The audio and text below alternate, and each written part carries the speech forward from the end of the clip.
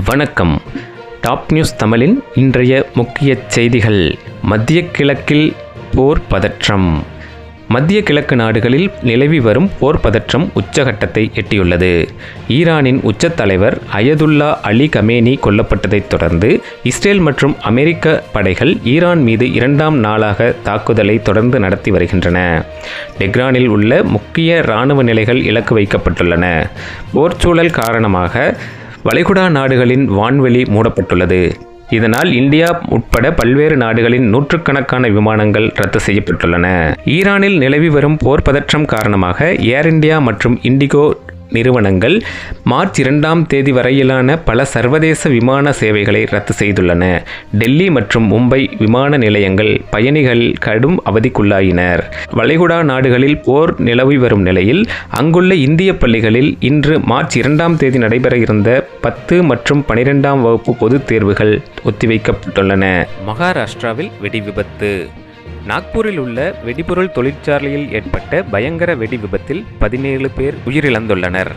முதலமைச்சர் தேவேந்திர பட்னாவிஸ் இதற்கு ஆழ்ந்த இரங்கல் தெரிவித்துள்ளார்.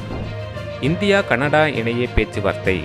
இந்திய பிரதமர் நரேந்திர மோடியும் கனடா பிரதமர் மார்க் கார்னியும் இன்று டெல்லியில் சந்தித்து இருதரப்பு உறவுகள் குறித்து ஆலோசிக்க உள்ளனர். மதுரையில் பிரதமர் மோடி. தமிழக சட்டமன்ற தேர்தலை முன்னிட்டு நேற்று மதுரையில் நடைபெற்ற பிரம்மாண்ட பொதுக்கூட்டத்தில் பிரதமர் மோடி உரையாற்றினார். திமுக அரசு மீது பல்வேறு ஊழல் புகார்களை முன்வைத்த அவர் தமிழகத்தில் தேசிய ஜனநாயக கூட்டணி ஆட்சி அமையும் என நம்பிக்கை தெரிவித்துள்ளார். மத்திய நலத்திட்டங்கள். பிரதமர் மோடி மதுரையில் பல்வேறு உள்கட்டமைப்பு திட்டங்களை நேற்று தொடங்கி வைத்தார்.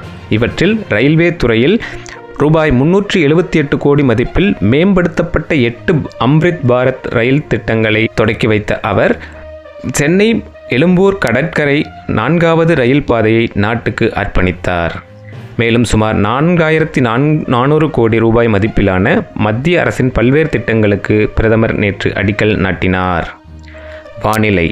தமிழகம் மற்றும் புதுச்சேரியில் இன்று வானிலை இயல்பாக இருக்கும் என்றும் பெரிய அளவில் மழை எச்சரிக்கை எதுவும் இல்லை என்றும் வானிலை ஆய்வு மையம் தெரிவித்துள்ளது. விளையாட்டு. T20 உலகக்கோப்பை.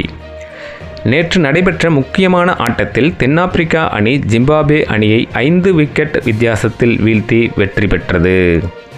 சந்திர கிரகணம்.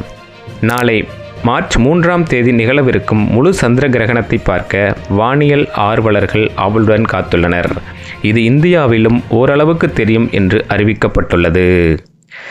செய்திகளை தொடர்ந்து உடனுக்குடன் தெரிந்து கொள்ள இணைந்திருங்கள் topnewstamil.com இணையதளத்தில்.